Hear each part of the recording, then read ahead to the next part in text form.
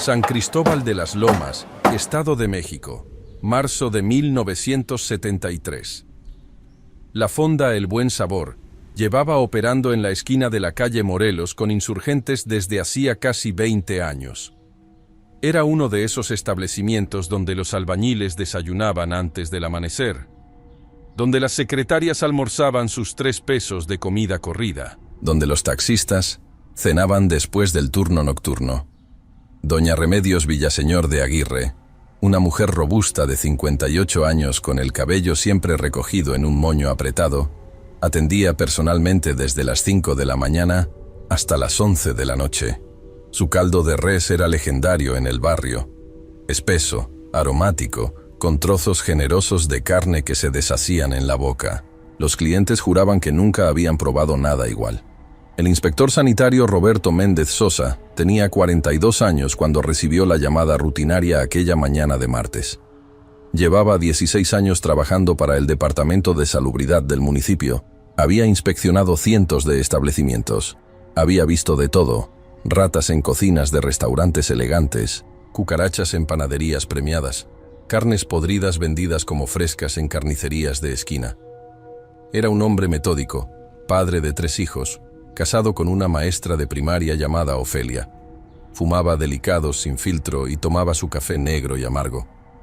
Esa mañana llevaba su portafolios de piel gastada, su libreta de anotaciones y una ligera sensación de hastío que lo acompañaba últimamente en cada inspección de rutina. La denuncia había sido vaga. Una vecina anciana, la señora Eusebia Rojas, de 74 años, había llamado a las oficinas municipales para reportar un olor extraño que salía de la fonda por las noches cuando ya no había clientes. El operador telefónico había anotado: posible acumulación de desechos orgánicos sin refrigeración adecuada. Roberto había visto casos así docenas de veces. Usualmente se trataba de propietarios que ahorraban en las cuentas de luz dejando los refrigeradores apagados por las noches, o de sistemas de drenaje defectuosos que acumulaban grasas en las tuberías. Nada que no pudiera resolverse con una multa administrativa y un plazo de 15 días para corregir las deficiencias. Llegó a la fonda El Buen Sabor a las 9:30 de la mañana. El local estaba lleno. Doña Remedios se movía entre las mesas con una agilidad sorprendente para su edad y complexión. Traía puesta una bata de cocinera blanca inmaculada y un delantal azul con bordes de encaje. Sonrió ampliamente cuando Roberto se identificó, mostrando una dentadura completa, pero ligeramente amarillenta. «Ay, inspector, qué pena que venga usted hasta acá por una tontería de la señora Eusebia. Esa pobre vieja ya está chocha. Imagínese que el otro día juró que había visto luces en el cielo». Roberto asintió cortésmente y pidió permiso para revisar la cocina. «Con toda confianza, mijo. Aquí no tengo nada que ocultar. Mi negocio está limpio como una patena». La cocina era sorprendentemente ordenada. 3 estufas industriales de 6 quemadores cada una, todas brillantes de tan limpias. 2 refrigeradores comerciales marca Torrey, ambos funcionando correctamente según indicaba el termómetro que Roberto verificó personalmente. 4 grados centígrados, la temperatura ideal. Las ollas colgaban de ganchos en la pared, organizadas por tamaño. Los cuchillos estaban alineados en un soporte magnético, afilados y sin rastros de óxido. El piso de mosaico blanco estaba recién trapeado. No había cucarachas, no había restos de comida en las esquinas, no había grasa acumulada en las paredes detrás de las estufas. Roberto anotó en su libreta: instalaciones en condiciones excepcionales. Pero entonces percibió algo que lo hizo detenerse. Un olor, sutil pero inconfundible. No era el aroma normal de un restaurante. No era exactamente desagradable, pero tampoco era el olor de carne cocinándose o de vegetales hirviendo.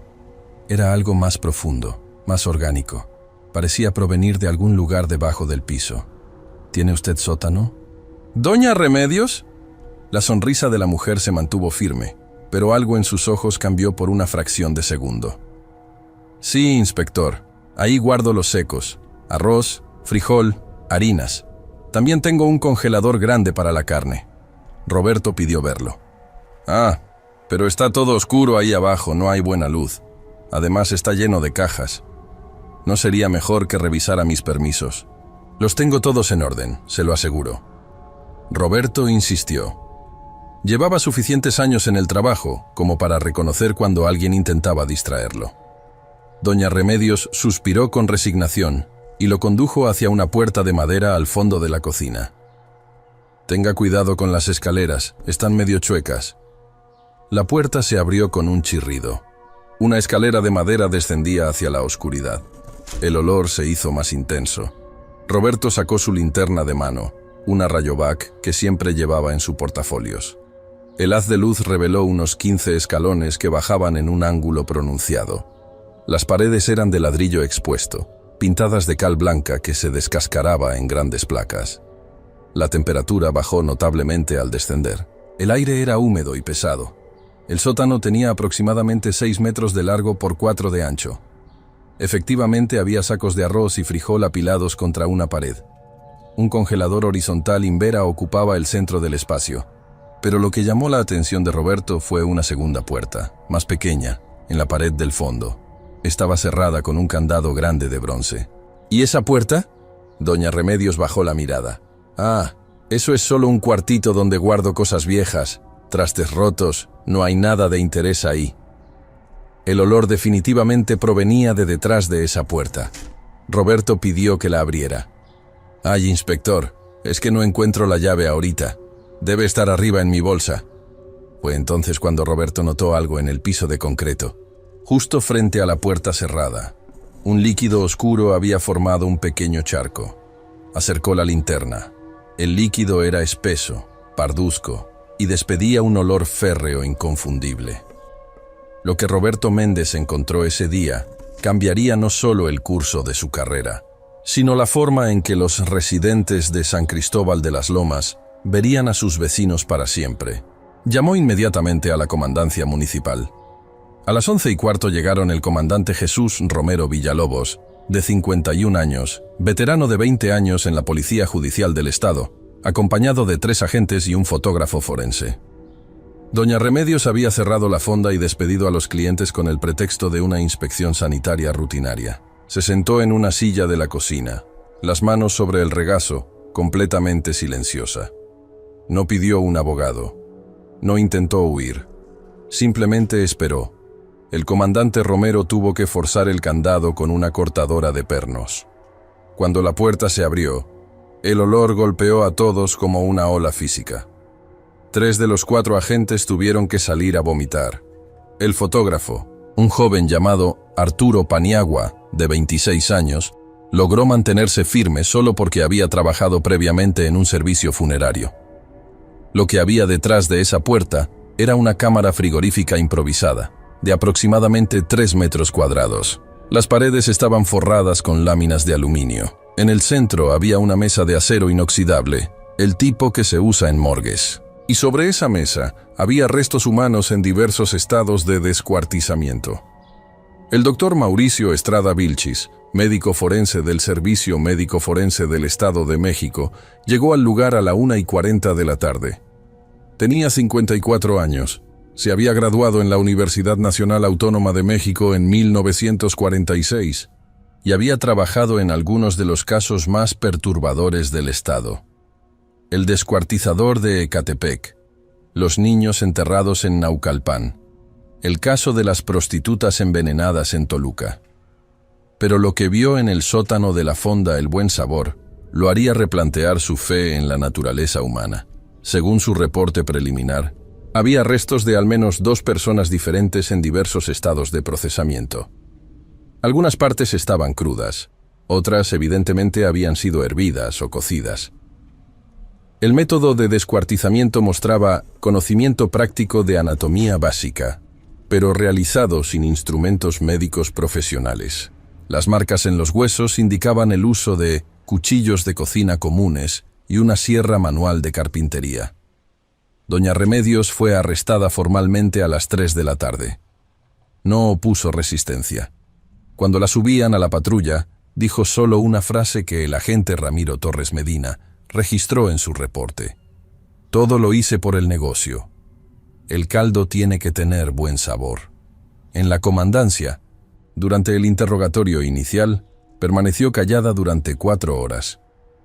El comandante Romero, que había interrogado a cientos de criminales, nunca había visto a nadie tan tranquilo después de ser descubierto en un crimen de tal magnitud. Era como si estuviera aburrida de esperar, no nerviosa ni culpable. Finalmente, a las 8:15 de la noche, pidió un vaso de agua y comenzó a hablar. Lo que confesó esa noche llevaría 3 días completos transcribir. La taquígrafa, Carmen Solís de Ríos, de 38 años, tuvo que ser relevada 2 veces, porque no podía continuar. Doña Remedios explicó con detalle clínico y sin emoción aparente cómo había matado a sus 2 hermanas menores, Eulalia y Trinidad Villaseñor. Ellas vivían conmigo arriba de la fonda. Nunca se casaron. Eulalia tenía 54 años, Trinidad 52. Eran inútiles, solo comían y dormían. No ayudaban en nada. El negocio estaba cayendo. La competencia estaba muy fuerte. Doña Jacinta abrió su taquería a 3 cuadras y me estaba quitando clientes. Necesitaba que mi caldo fuera especial, que la gente volviera. El doctor Estrada realizó las autopsias completas entre el 8 y el 11 de marzo. Los cuerpos fueron identificados formalmente como Eulalia Villaseñor Martínez y Trinidad Villaseñor Martínez. Eulalia había muerto por estrangulamiento manual, según indicaban las fracturas en el hueso hioides.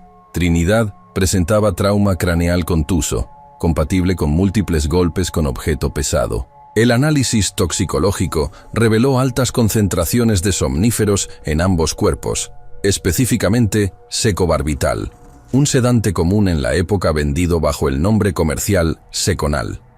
Las muertes habían ocurrido con diferencia de aproximadamente 3 semanas entre una y otra.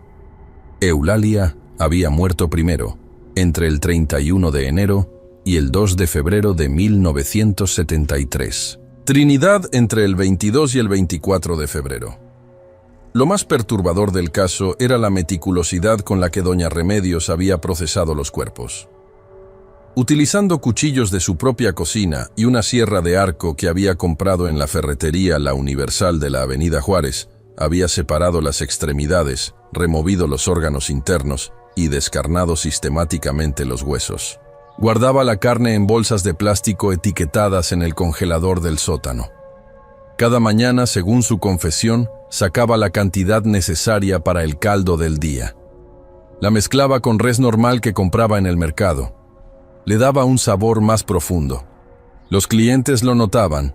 Las ventas subieron 30% en febrero. El análisis del contenido del congelador confirmó la presencia de tejido humano mezclado con carne de res. Las muestras fueron enviadas al Laboratorio Central de Criminalística en la Ciudad de México.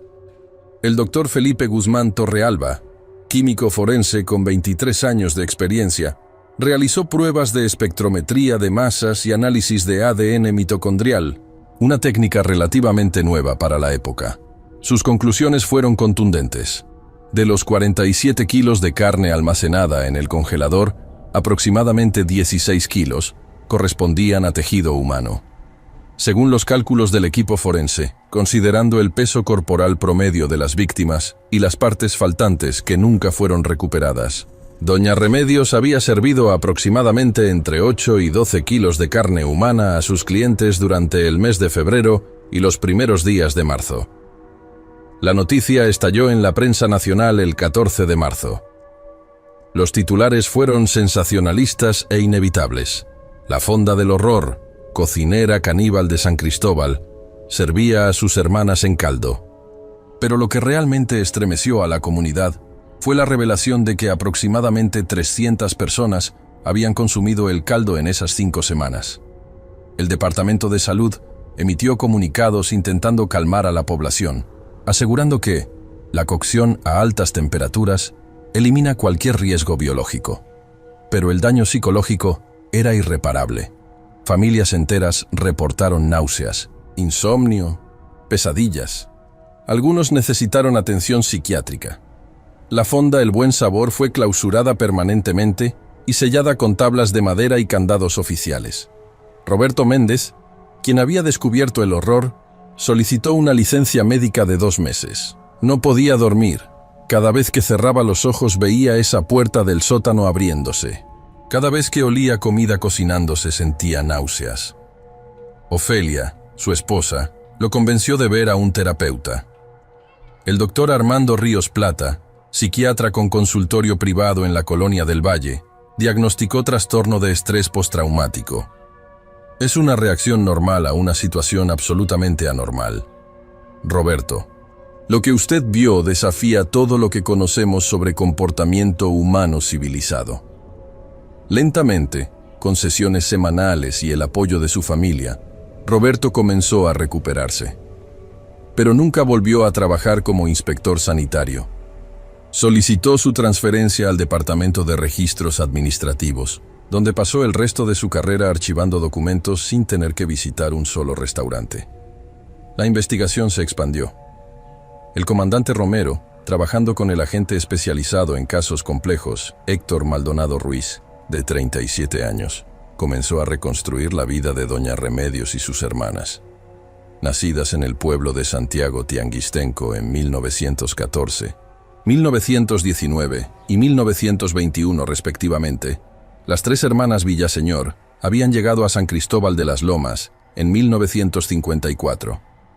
Remedios se había casado brevemente con un hombre llamado Esteban Aguirre, pero el matrimonio duró solo 2 años y nunca tuvieron hijos. Él murió en un accidente de construcción en 1958.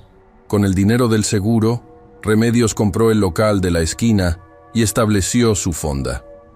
Las entrevistas con vecinos revelaron una dinámica familiar perturbadora. La señora Hortensia Vega, de 66 años, quien vivía en el departamento contiguo, recordaba: Remedios siempre fue mandona con sus hermanas, las trataba casi como sirvientas. Eulalia y Trinidad lavaban, limpiaban, pero nunca las dejaba trabajar en la cocina. Decía que eran torpes, que iban a arruinar su negocio. El señor Abundio Carranza, de 72 años, dueño de la papelería de la cuadra, agregó: Nunca vi a las hermanas menores salir solas. Siempre estaban con Remedios. Era como si las tuviera presas. Una vez Eulalia intentó hablar conmigo. Me dijo que quería pedirme un favor, pero Remedios apareció y se la llevó. Nunca supe qué quería decirme. Cuando el agente Maldonado preguntó por qué nadie había reportado la desaparición de las hermanas, las respuestas fueron reveladoras. Remedios dijo que las había mandado a cuidar a una tía enferma en Michoacán, explicó doña Hortensia. Nadie cuestionó eso, porque Trinidad siempre había hablado de querer volver al rancho. Parecía lógico. El padre Eusebio Madrigal Torres, de 68 años, párroco de la iglesia de San Miguel Arcángel, donde las hermanas asistían a misa dominical, confesó: Me pareció extraño que se fueran sin despedirse.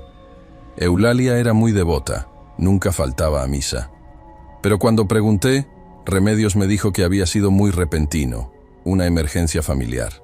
Le creí. Dios me perdone, le creí. La investigación psiquiátrica del caso fue encargada al doctor Sergio Velázquez Montes, psiquiatra forense del Instituto Nacional de Ciencias Penales. Su evaluación, realizada durante 6 sesiones de 2 horas cada una entre marzo y abril de 1973, concluyó que Remedios Villaseñor presenta rasgos consistentes con trastorno de personalidad antisocial severo, marcada ausencia de empatía y capacidad de disociación emocional extraordinaria. Sin embargo, la doctora también determinó que Remedios era completamente consciente de sus acciones y capaz de distinguir entre el bien y el mal. Ella sabía perfectamente que lo que hacía era criminal. Simplemente no le importaba. Su única preocupación era el éxito de su negocio. En sus sesiones con el doctor Velázquez, Remedios reveló detalles que nunca aparecieron en las confesiones policiales. Describió cómo había planeado los asesinatos durante meses, cómo había probado diferentes dosis de somníferos para encontrar la cantidad exacta que las dejaría inconscientes sin matarlas inmediatamente, cómo había experimentado con diferentes métodos de cocción para determinar cuál disimulaba mejor el sabor. No fue improvisado, escribió el doctor Velázquez en su reporte. Fue un proceso calculado, ejecutado con frialdad metodológica. La paciente no muestra remordimiento. solo una leve frustración por haber sido descubierta antes de poder deshacerse completamente de la evidencia. El juicio comenzó el 6 de agosto de 1973 en el Juzgado Primero Penal de Toluca. El juez titular era el licenciado Armando Castañeda Priego, magistrado de 59 años con 32 años de carrera judicial. Había presidido casos de homicidio, narcotráfico, secuestro, pero nunca nada como esto. El fiscal del Ministerio Público, licenciado Gustavo Olvera Casas, de 44 años, presentó un caso irrefutable. Confesión detallada, evidencia física abrumadora, testimonios de expertos forenses, análisis psiquiátricos. La defensa de oficio, a cargo de la licenciada Patricia Domínguez Leal, de 36 años, argumentó enajenación mental transitoria. Fue una estrategia desesperada que nadie, incluida la propia defensora, creía que funcionaría. El juicio duró 3 semanas. Desfilaron 52 testigos. El juez permitió que Roberto Méndez testificara desde detrás de un biombo para proteger su identidad de la prensa. Los testimonios más impactantes vinieron de los clientes de la fonda. El señor Miguel Ángel Fuentes, taxista de 47 años, declaró entre lágrimas: «Yo comía ahí casi todos los días de febrero. Le recomendaba el caldo a mis compañeros. Decía que era el mejor de toda la zona. Ahora no puedo ni ver un plato de sopa sin sentir que voy a vomitar». La señora Rosa María Tellez, secretaria de 32 años, tuvo que ser sacada de la sala cuando sufrió un ataque de pánico durante su testimonio. La psicóloga judicial, licenciada Mónica Hernández Suárez, tuvo que atender a 17 personas durante el transcurso del juicio. El 3 de septiembre de 1973, el juez Castañeda dictó sentencia. Remedios. Villaseñor de Aguirre fue declarada culpable de 2 homicidios calificados con premeditación, alevosía y ventaja. También fue encontrada culpable de profanación de cadáveres y atentados contra la salud pública. La sentencia: 60 años de prisión sin posibilidad de reducción de pena. Remedios escuchó el veredicto sin ninguna reacción visible. No lloró, no gritó, no colapsó. Simplemente asintió levemente, como si el juez acabara de confirmar algo que ella ya sabía. Mientras los guardias la escoltaban fuera de la sala, se volteó hacia las cámaras de televisión y dijo algo que sería repetido en noticieros durante días. «Mi caldo era el mejor, todos lo decían, eso nadie me lo puede quitar». Fue trasladada al penal de Santa Marta, Acatitla, en la Ciudad de México, una de las pocas prisiones femeninas del país en esa época. Allí, según reportes del personal penitenciario, Remedios se adaptó perfectamente a la rutina carcelaria. Nunca causó problemas. Nunca se peleó con otras internas. Pasaba sus días leyendo revistas de cocina que conseguía de la biblioteca de la prisión. El subdirector del penal, licenciado Jorge Velasco Murillo, de 41 años, quien supervisó su caso durante los primeros años, recordaba: «Era una interna modelo en términos de conducta, pero había algo profundamente perturbador en su tranquilidad. Nunca mostró arrepentimiento. Nunca pidió perdón. Cuando le preguntaban sobre sus crímenes, hablaba de ellos como si fueran decisiones empresariales difíciles pero necesarias». Los meses posteriores al juicio fueron difíciles para San Cristóbal de las Lomas. El barrio intentó recuperar la normalidad, pero la sombra de lo sucedido no desaparecía. El local donde había estado, la fonda El Buen Sabor, permaneció vacío durante 5 años. Nadie quería alquilarlo. Los niños del vecindario cruzaban la calle para evitar pasar frente al edificio. Se corrían rumores de que por las noches se podían escuchar sonidos extraños provenientes del sótano sellado, aunque la policía nunca encontró evidencia de intrusos cuando investigó estas denuncias. El padre Madrigal realizó una bendición del lugar en octubre de 1973, pero incluso después de eso, la gente seguía sintiendo que algo oscuro permanecía en ese rincón. El caso Villaseñor, como llegó a conocerse en círculos criminológicos, se convirtió en materia de estudio en universidades de todo el país. El doctor Velázquez publicó un paper en la Revista Mexicana de Psiquiatría en 1974, titulado Disociación emocional y pragmatismo criminal, El caso de una homicida múltiple motivada por intereses comerciales. La tesis central era que Remedios representaba un tipo particular de psicopatía, donde el móvil no era sadismo ni placer, sino simple beneficio económico llevado a su extremo más aberrante. Ella convirtió a sus víctimas en un producto comercial, escribió Velázquez. En su mente no estaba cometiendo asesinatos, estaba solucionando un problema de inventario. Roberto Méndez intentó reconstruir su vida. Regresó al trabajo en enero de 1974, pero como había solicitado, en un puesto administrativo que no requería contacto con el público ni inspecciones de campo. Sus hijos, especialmente el mayor, Rodrigo, de 16 años en ese entonces, notaron cambios en su padre. Se había vuelto más callado, más serio. Los domingos familiares en los que solían comer fuera se convirtieron en comidas preparadas en casa por Ofelia. Roberto nunca volvió a comer en un restaurante. Cuando su familia insistía, inventaba excusas. Me duele el estómago. Mejor quedémonos en casa. La comida de tu madre es más rica. Rodrigo, ya adulto y convertido en abogado, contaría años después. Mi padre llevaba una carga que nunca pudo quitarse completamente. Era como si hubiera visto algo que su mente no podía procesar del todo. Nunca habló directamente sobre ese día, pero lo sentíamos presente en la casa, como un fantasma invisible. La familia Villaseñor, los parientes lejanos que aún quedaban vivos, fueron devastados por el escándalo. Un sobrino de Remedios, Alfredo Villaseñor Contreras, de 38 años, mecánico automotriz en Toluca, dio una entrevista al periódico El Universal en octubre de 1973. No puedo creer que mi tía haya hecho algo así. Cuando éramos niños, ella siempre fue estricta pero parecía normal. Las veces que visité la fonda, todo parecía en orden. Eulalia y Trinidad estaban ahí, trabajando. Nunca imaginé. No terminó la frase. Cambió su apellido legalmente a Contreras Moreno, el apellido materno, para distanciarse de la vergüenza familiar. Otros parientes hicieron lo mismo. El nombre Villaseñor prácticamente desapareció de San Cristóbal de las Lomas. El doctor Estrada, el forense que había realizado las autopsias, también experimentó consecuencias duraderas. En una charla privada con colegas en 1975 confesó: «He abierto cientos de cuerpos en mi carrera. He visto todo tipo de traumas, mutilaciones, descomposición. Pero hay algo particularmente perturbador en saber que estos restos fueron procesados para consumo humano. No solo asesinados, sino convertidos en comida. Viola algo fundamental en nuestra psique colectiva». Se retiró en 1978, 5 años antes de la edad obligatoria de retiro. Pasó sus últimos años dando clases de medicina forense en la UNAM, donde siempre incluía el caso Villaseñor en sus lecciones sobre la naturaleza humana y los límites del mal. En la prisión, Remedios continuó con su rutina monótona.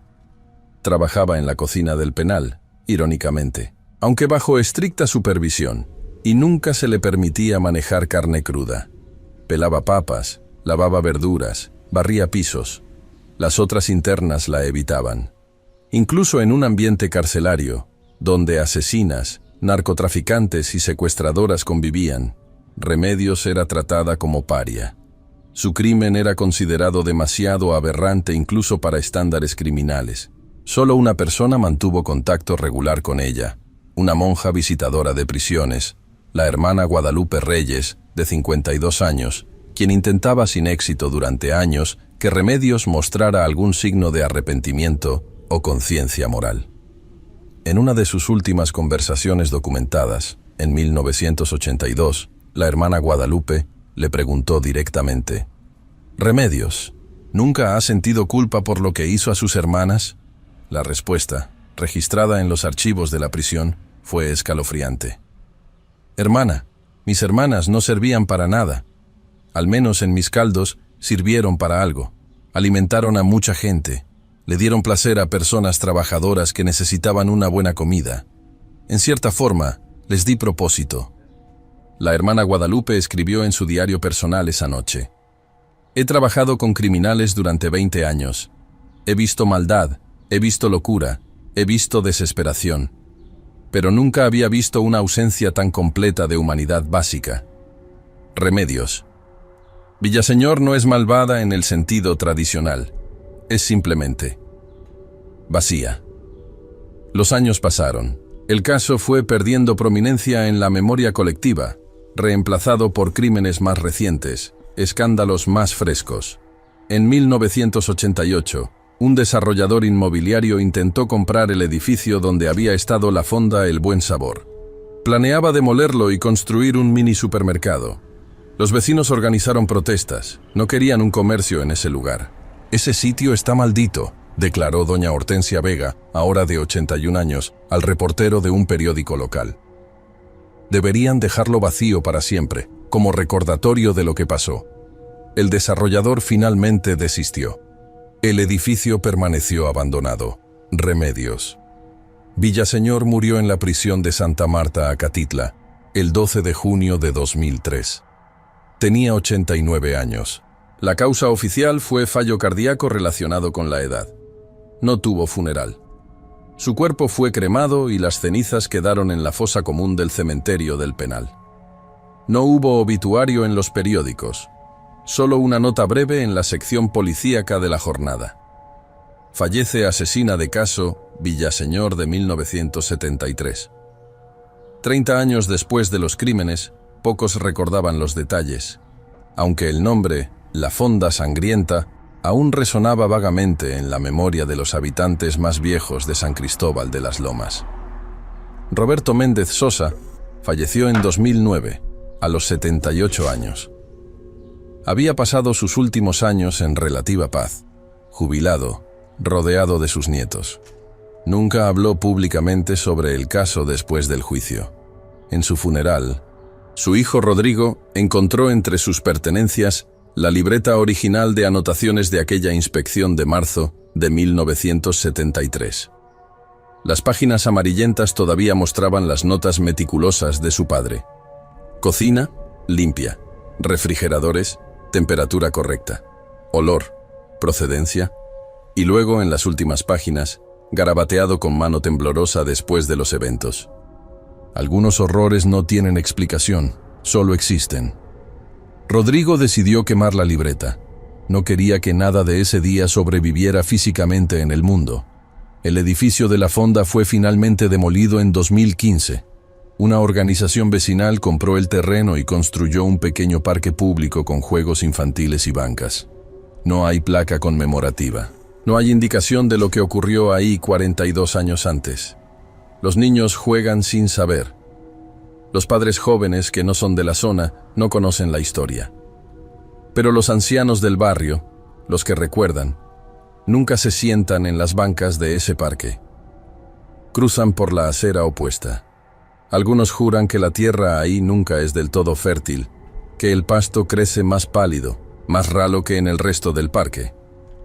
En 2018, una joven periodista de investigación llamada Daniela Cortés Velázquez, de 31 años, intentó escribir un libro sobre el caso. Entrevistó a sobrevivientes, revisó archivos judiciales, habló con expertos, pero a mitad de la investigación abandonó el proyecto. En una entrevista posterior, explicó: «Hay algo en este caso que va más allá de la mera morbosidad criminal. Es como si hubiera tocado algo fundamentalmente roto en la naturaleza humana. Me empecé a sentir contaminada de alguna forma. Como si al estudiar a Remedios Villaseñor demasiado de cerca, algo de esa vacuidad se transfiriera. Sé que suena irracional, pero decidí dejarlo ir». El doctor Velázquez, el psiquiatra forense que había evaluado a Remedios, falleció en 2016. Antes de morir, le confió a un colega: «De todos los casos que estudié en mi carrera, Remedios Villaseñor es el único que nunca pude procesar completamente. Tengo teorías, diagnósticos, análisis, pero nada captura realmente lo que era. Era como estudiar un vacío. Y los vacíos no pueden ser entendidos, solo reconocidos». Sus archivos del caso fueron donados al Instituto Nacional de Ciencias Penales, donde permanecen bajo llave, accesibles solo a investigadores con permisos especiales. La mayoría de los estudiantes que intentan estudiar el material Abandonan después de leer solo una parte de los transcriptos de las sesiones. 3 años después de la demolición del edificio, en 2018, comenzaron reportes extraños en San Cristóbal de las Lomas. La señora Elena Pacheco, de 63 años, llamó a la policía local para reportar un olor peculiar que emanaba del parque durante las noches, cuando el área estaba vacía. «Huele a caldo hirviendo», insistió. Ese olor específico, como el que hacía doña Remedios. Los oficiales que investigaron no encontraron nada. Dijeron que probablemente era olor de comida de alguna casa cercana llevado por el viento. Pero Elena no fue la única. El señor Arturo Mondragón, de 71 años, reportó haber visto luces extrañas en el parque a las 3 de la madrugada, como si alguien estuviera cocinando ahí abajo. Nuevamente, las investigaciones no revelaron nada anormal. En febrero de 2021, durante las restricciones de la pandemia, cuando el parque estaba cerrado y patrullado regularmente, un guardia de seguridad llamado Omar Castillo, de 45 años, reportó haber escuchado sonidos de metal contra metal provenientes del área del parque. Sonidos como cuchillos siendo afilados. Cuando revisó con su linterna, no había nadie. Pero en el pasto, en el lugar exacto donde había estado el sótano de la fonda según mapas antiguos, encontró el pasto ligeramente hundido, como si la tierra se hubiera asentado recientemente. Un análisis estructural encargado por el municipio no encontró cavidades ni problemas de cimentación. Oficialmente no había explicación. Los registros del Servicio Médico Forense del Estado de México muestran un detalle que pocos conocen. Cuando se realizó el inventario final de las partes de Eulalia y Trinidad Villaseñor en 1973, faltaban aproximadamente 8 kilos de tejido que nunca fueron recuperados. El doctor Estrada especuló en su reporte que esos restos habían sido completamente consumidos por clientes de la fonda antes del descubrimiento. Pero hay otra posibilidad que nunca fue documentada oficialmente. En una conversación privada con el comandante Romero en 1974, Estrada mencionó: «Es posible que Remedios escondiera partes en algún lugar que nunca encontramos. El sótano de la fonda tenía paredes de ladrillo antiguo. Podría haber espacios ocultos, pero nunca conseguimos autorización para hacer una excavación completa. Y hasta hoy, en las noches sin luna, algunos vecinos de las casas que rodean el parque evitan mirar hacia ese espacio verde. Dicen que si te concentras lo suficiente, puedes escuchar, muy débilmente, el burbujeo de un líquido hirviendo a fuego lento, ese sonido inconfundible de un caldo cocinándose por horas. Oficialmente, por supuesto, no hay nada ahí. Solo un parque infantil construido sobre tierra que una vez albergó el horror más profundo que San Cristóbal de las Lomas había conocido. Un horror que, quizás, nunca fue completamente enterrado».